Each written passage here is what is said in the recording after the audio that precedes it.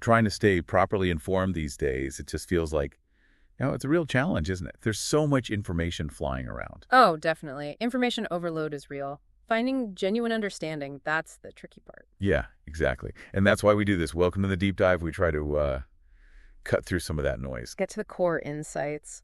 And today we're looking at something pretty interesting, an independent global analysis. Right. It's focused on a company called EON Reality and their role in spatial AI for education. Sounds cutting edge. It does, and the analysis itself is based on, independent research into these global ed tech platforms, so not just company claims. Good. So our mission today for you listening is pretty clear. Yeah. Let's unpack what this analysis actually found. The scale EON Reality is operating at, the kind of impact they're having. And what that might signal for, the future of how we learn using tech. Exactly. And stick around because there's some figures in here that are honestly quite surprising. Yeah, some of the numbers really make you stop and think about how education might be changing. Okay, so let's dive in. This analysis points to EON Reality as a leader in spatial AI for education. The first thing that really jumps out, it's the sheer scale, right? We're talking over 42 million users. It really is. 42 million and spread across, more than 80 countries? Wow. That's not just a big number. It points to something bigger. It suggests widespread adoption, maybe trust. And implies the platform itself must be pretty robust to handle that kind of load, I guess. You'd think so, yeah. That level of real-world usage usually means things have been tested and refined quite a bit. And it's not just users. The analysis mentions over 380,000 courses developed on the platform. That's a lot of content. A massive amount. And that volume, it probably means there's a huge variety of subjects covered, right? Yeah. Different learning paths. So more options for educators and learners too. Exactly. More resources for teachers, more tailored options for students. The research actually positions them, because of the users and the content, as the world's most widely implemented immersive learning ecosystem. Okay, most widely implemented. That's a strong claim backed by those numbers. Oh. So scale is clear. Let's shift to impact. This is where it gets really interesting for me. The analysis talks about learning being potentially 4 times faster and engagement up by 275%. Yeah, those are the headline figures. 4 times faster learning, 275% higher engagement. Big numbers. Huge. I mean, how? What's driving results like that, supposedly? Well, the report is careful to note that these metrics come from independent research studies. They're validated. Okay, so not just internal marketing figures. Right. You'd need to dig into those specific studies for the how, but you can kind of guess, can't you? The immersive nature of spatial AI, actually seeing and interacting with things in 3D. It probably just clicks faster than reading a description or seeing a 2D diagram. That's the likely mechanism, yeah. Quicker understanding, and it's probably just more, engaging. Less passive. Right. And then there's this statistic. This one really grabbed me. A 97.25% employability rate for graduates of their VR training programs. That is incredibly high, isn't it? It's almost perfect. What does that tell you? Well, it strongly suggests that the skills people are learning through this VR training are directly transferable, that they're skills employers are actively looking for right now. So it's bridging that gap between, classroom learning and actual job requirements. Precisely. That crucial link seems to be very effective here. And adding to that, this massive digital library, 36 million assets. They call it the world's largest for immersive learning. 36 million. Yeah, that's an enormous resource base. What does that enable? I mean, are we talking super specialized stuff or just everything? With that many assets, you'd assume it allows for both breadth and depth. You could have, I imagine, everything from, say, virtual anatomy dissections to really complex engineering simulations, or maybe even historical site reconstructions, all interactive, all in 3D. Okay, so the potential seems huge. The analysis also brings in voices from education.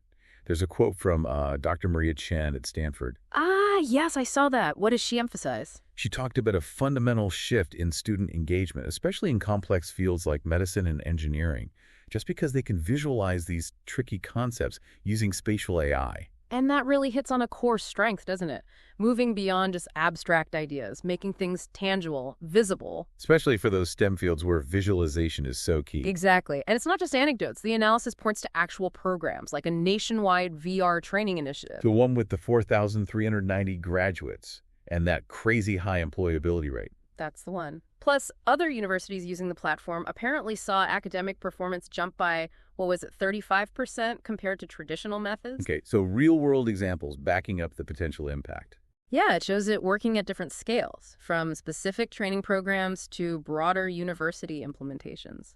Seems adaptable. Now, another quote stood out, Dr. James Miller at the Global Institute for Educational Technologies. He called the EON platform a complete ecosystem, not just like separate tools. Why does that matter? The ecosystem idea. That's pretty important, I think. It suggests integration instead of cobbling together different bits of software that might not work well. You get a single unified platform. Kind of, yeah. Something that handles maybe the content creation, the delivery to students, maybe even tracking performance all in one place. It just makes things smoother for everyone involved. And within that ecosystem, they mentioned a few things. It's device agnostic. Meaning it should work on lots of different devices. Yeah. Phones, tablets, headsets, maybe computers, which is crucial for access, right? Not everyone has the latest VR headset. Good point. And this learn, train, perform methodology, what's that about? It sounds like a structured approach to learning. Learn the knowledge, train the practical skills using the tech, and then apply those skills effectively. So focused on actually being able to do something with the knowledge. Seems like it. The goal appears to be mastery and application, not just memorization, which connects back to that employability stat, maybe. Makes sense. And they even use it for emergency response training, cutting training time by 40%. Yeah, that's a powerful example. In high-stakes fields like that, immersive simulation can be incredibly valuable for safe, effective training. Reducing time by 40% is a significant gain. It definitely highlights the practical side. Okay, so the reach seems huge, too. Partnerships with over 4,200 academic institutions mentioned. 4,200. Yeah. That's a vast network. It really speaks to how widely accepted this technology is becoming within education. Yeah, suggests a lot of validation from the institutions themselves. Yeah. And there's another perspective from Emma Thompson at EdTech Future Research. Right. What was her take? She highlighted the remarkable scale and impact, but also noted their, 26 years in the game? So long-term innovation. So not an overnight success. That longevity matters. It suggests they've been adapting and evolving for a long time. And she specifically mentioned how they address that gap between traditional education and what the workforce actually needs now. Which brings us back to the practical value again. It's a recurring theme. It really is. And the analysis gives concrete examples of this global adoption, like a university in Kosovo creating 20,000 lessons across 20 programs. 20,000 lessons, that's a massive commitment. Totally. Or a nationwide system for over 16,500 students. Significant healthcare training investment, corporate training reducing time and costs for thousands of staff. These aren't small pilot projects, are they? These are large-scale system-wide implementations across different countries and sectors. Exactly. It shows the breadth of where this is being applied successfully. It really underscores the adaptability of the platform, different needs, different contexts, but apparently delivering results. And Robert Johnson from the Global Learning Consortium kind of sums it up. He says EON Reality delivers measurable results at scale. Measurable results. At scale. That's the key phrase, isn't it? It's not just potential. It's documented outcomes across the board. Yeah, a pretty strong endorsement. Finally, the analysis touches on the vision. Danley Jerskar, EON's chairman. Right, the founder. He reflects on their 26-year journey and this vision of democratizing knowledge through immersive tech. And he frames spatial AI as essential infrastructure now.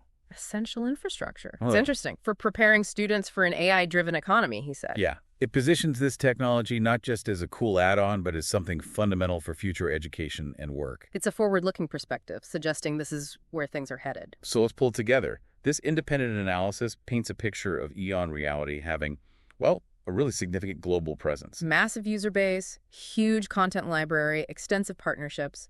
And their spatial AI solutions seem to be delivering quantifiable results, faster learning, higher engagement, that remarkable employability rate. Plus, the complete ecosystem approach seems key, offering a comprehensive, adaptable platform. For me, the real aha moment here is seeing this concrete evidence from independent sources that spatial AI isn't just hype. It seems to be genuinely transforming learning in diverse settings. Agreed. The scale and the measurable impact are hard to ignore. Okay, so here's a thought to leave you with. If this technology can achieve these kinds of results in education and specific job training, what does that mean more broadly? Like ripple effects into other industries. Exactly. How could immersive learning, spatial AI, change how we approach knowledge sharing, skill development, problem solving, maybe in fields you're familiar with? That's a really good question. The potential applications seem vast once you start thinking beyond just the traditional classroom or training center. It's definitely something to chew on. If you do want to explore EON Reality's work in more detail after this, the analysis mentioned their spoken blog as a resource. Yeah, sounds like a good place to find their latest thinking and developments on this. It certainly feels like we're watching a pretty significant shift happening in how we learn and interact with complex information. It does, driven by technologies like spatial AI. The push to make knowledge more accessible, more intuitive, more impactful, it's definitely underway.